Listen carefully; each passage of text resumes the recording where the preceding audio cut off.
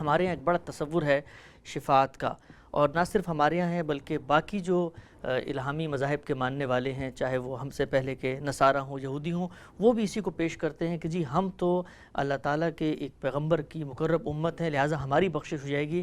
شفاعت کے حوالے سے پورے قرآن مجید کو جب آپ پڑھتے ہیں تو کیا تصور ہے جو سامنے آتا ہے؟ پہلی بنیادی بات یہ واضح ہوتی ہے کہ شفاعت اصل میں تائب کی سفارش ہے، یعنی ایک بندے نے گناہ کر لیا، اس سے غلطی ہو گئی، وہ اس سے رجوع کر رہا ہے، اس نے فیصلہ کیا ہے کہ میں اب یہ گناہ نہیں کروں گا، میں اپنی اصلاح کروں گا۔ یہی ہم سب کے ساتھ زندگی میں ہوتا رہتا ہے۔ ابھی بھی اگر آپ غور کریں تو ایک وہ لوگ ہوں گے جو بڑی حد تک نیکی کرتے ہیں، برائی سے اجتنابی کرتے ہیں، دوسرے وہ ہوں گے جو بالکل بے پرواہ ہیں، نہ ان کو اللہ تعالیٰ سے کوئی دلچسپی ہوتی ہے، نہ قیامت سے کوئی دلچسپی ہوتی ہے۔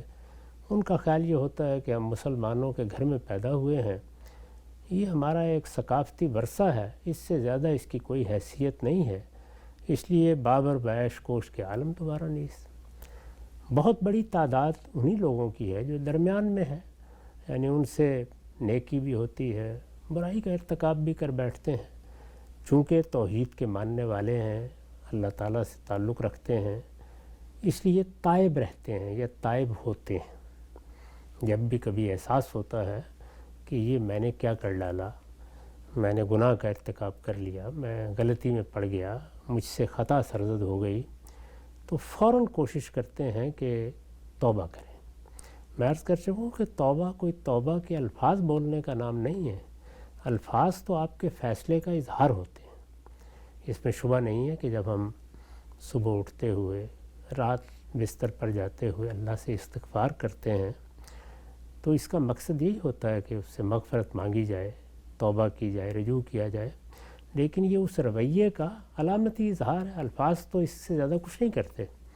بنیادی بات ہمارے باطن میں کیا تبدیلی آئی ہے، تو باطن میں جب وہ تبدیلی آتی ہے اور آدمی اپنے پروردگار سے رجوع کرتا ہے، اس رجوع کے موقع پر کیا کوئی دوسرا بھی اس کے اس رجوع میں سفارشی بن گیا ہے؟ رسالت مآب صلی اللہ علیہ وسلم کے حین حیات اللہ تعالیٰ نے سورہ توبہ میں یہ فرمایا کہ وہ لوگ جو کوئی بڑے سے بڑا گناہ بھی کر بیٹھے ہیں اور اللہ کی رحمت سے مایوس نہ ہوں، وہ آ جائیں اور پیغمبر کے سامنے آ کے اپنے گناہ کا اعتراف بھی کریں، خود بھی اللہ سے مغفرت مانگیں اور پیغمبر سے بھی درخواست کریں کہ وہ ان کے لیے مغفرت مانگیں۔ یہ ہے اصل میں سفارش کی یا شفاعت کی حیثیت، یعنی بندے نے اپنے آپ کو اپنے پروردگار کے سامنے ڈال دیا۔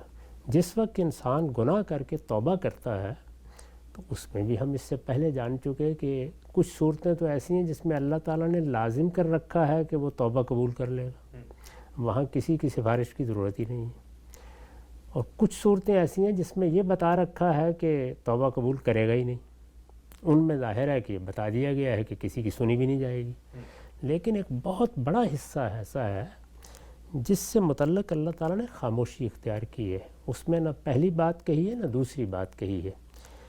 اس میں ظاہر ہے کہ بندے کے پاس یہ موقع ہوتا ہے کہ وہ توبہ کرے، رجوع کرے۔ زیادہ تر لوگ اگر غور کر کے دیکھیں تو اسی طرح کے ہوتے ہیں، گناہ بھی ہو گئے تھے، کوتاہیاں بھی ہو گئی تھیں، غفلت بھی ہو گئی تھی، رجوع بھی ہو گیا، وقتاً فوقتاً یاد بھی آ جاتا ہے کہ ہمیں ایسے نہیں کرنا چاہیے تھا۔ اس طرح کے لوگ رسول اللہ کے زمانے میں تھے تو ظاہر ہے آپ سے درخواست کرتے تھے، وہ اس وقت دنیا میں ہوں تو کسی اپنے بزرگ سے، کسی بڑے سے جن کے بارے میں حسن ظن ہوتا ہے، یہ کہیں گے کہ جی میں بھی اللہ تعالیٰ سے استغفار کر رہا ہوں، میرے حق میں آپ بھی دعا کیجیے گا۔ ہم روز ایک دوسرے سے درخواست کر رہے ہوتے ہیں، آپ میرے بارے میں دعا کیجیے گا۔ دعا کیا ہے؟ اللہ کے حضور میں شفاعت ہے۔ تو یہی چیز اسی اصول پر قیامت میں بھی ہوگی، یعنی جب لوگوں کے معاملات درپیش ہوں گے تو اس میں جن کے بارے میں فیصلہ ہے کہ ان کی توبہ قبول نہیں کی گئی، وہ تو فیصلہ ہو گیا، اللہ ہی کے عفو درگزر پر ہے، لیکن بہت بڑی تعداد ان لوگوں کی ہے جنہوں نے توبہ کی ہے، جنہوں نے رجوع کیا ہے یا بار بار توبہ کرتے رہے ہیں، توبہ کرتے رہے ہیں پھر توبہ توڑتے رہے ہیں، جیسے کہ ہم میں سے بہت سے کمزور لوگ کر بیٹھتے ہیں، ضعیف لوگ اس کا ارتکاب کرتے ہیں۔ یہ سارے ہی لوگ ہیں، اللہ تعالیٰ اگر کرم فرمائے گا اور عفو درگزر کا فیصلہ ہوگا تو اس پہ اللہ بھی عفو درگزر فرمائے گا. بندے بھی استغفار کر چکے ہیں اور اللہ کے صالح بندے بھی ان کی سفارش کرنے کے لیے موجود ہوں گے. یہ بالکل قانون قاعدے کے مطابق ہے, اس پہ کوئی اعتراض نہیں. ٹھیک. اچھا ہم سب ایک سوال یہ پوچھا جاتا ہے عام طور پہ, جب بندے کی طرف سے ایک چیز کو انیشیٹ کر دیا گیا, توبہ, رجوع, استغفار, ندامت, اس کو اپنی کوتاہی کا اندازہ ہو گیا, تو پھر اس کے بعد سفارش کی اہمیت کہاں سے باقی رہتی ہے؟ وہ تو اللہ تعالیٰ پہلے ہی بتا چکے ہیں کہ جیسے بندے کی طرف سے یہ کام ہوگا تو ہم نے تو اپنے اوپر رحمت کو لازم کر لیا, ہم کر لیں گے. تو سفارش تو وہاں ہونی چاہیے نا کہ جہاں پر بندے سے کوئی کوتاہی ہو گئی اور دوسرا اس کا ہاتھ پکڑ کے اس کی سفارش کر دے. میں نے تو یہی عرض کیا کہ نہیں, یہ وہ بہت بڑا دائرہ ہے جس میں اللہ تعالیٰ نے کوئی وعدہ نہیں کیا. اچھا, اس میں دونوں امکانات ہیں. اللہ تعالیٰ چاہیں تو توبہ قبول کریں, چاہیں تو قبول نہ کریں.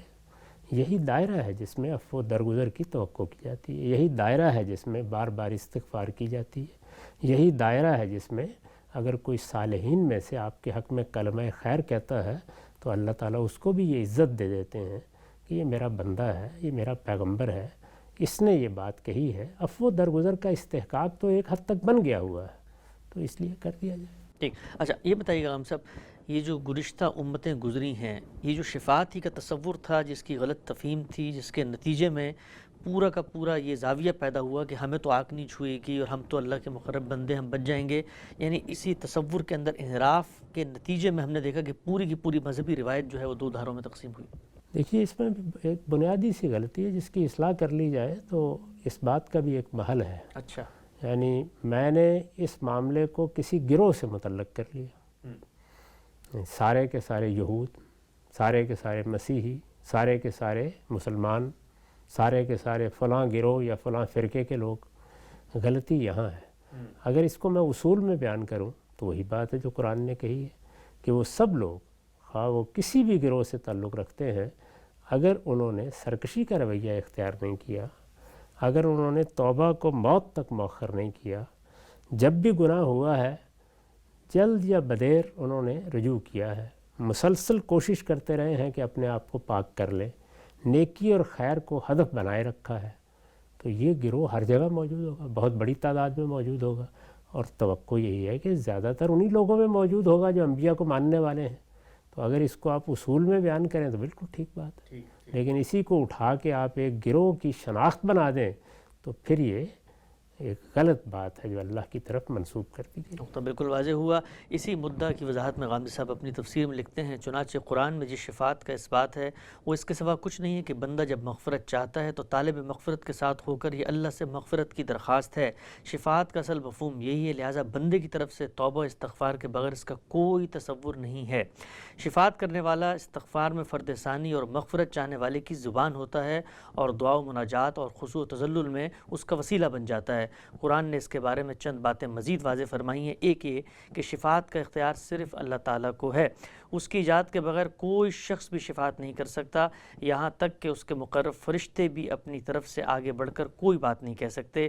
اسی لیے پہلے خدا کو راضی کرنا ضروری ہے تاکہ شفاعت کا اذن ملے اور وہ قبول بھی ہو جائے. دوسری بات یہ ہے کہ اذن الہی کے بعد بھی اس کے بارے میں زبان کھولنے کی اجازت ہوگی جس کے لیے اللہ پسند فرمائے گا. کوئی شخص اپنی مرضی سے کسی کے متعلق کوئی بات نہ کر سکے گا. تیسری یہ کہ جس کے لیے اللہ پسند فرمائے گا اس کے متعلق بھی وہی بات کہی جائے گی جو ہر لحاظ سے صحیح ہو.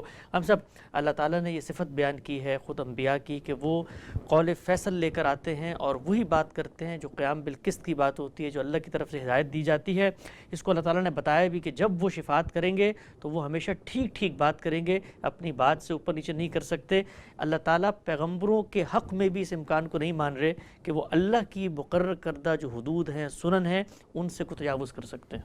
اس لیے کہ اللہ تعالیٰ نے اپنی جو صفات بیان کی ہیں وہ ایک رحیم و کریم عادل خدا کی صفات ہیں. تو اس لیے جو کچھ بھی ہوگا قانون کے مطابق ہوگا, قاعدے کے مطابق ہوگا. عفو درگزر کے بھی قاعدے ہیں, معافی کے بھی قاعدے ہیں, انہی کے مطابق اللہ تعالیٰ کے فیصلے صادر ہوتے ہیں اور انہی کے مطابق اگر کسی کو کوئی حق ملے گا تو یہاں بھی ملے گا اور قیامت میں بھی ملے گا.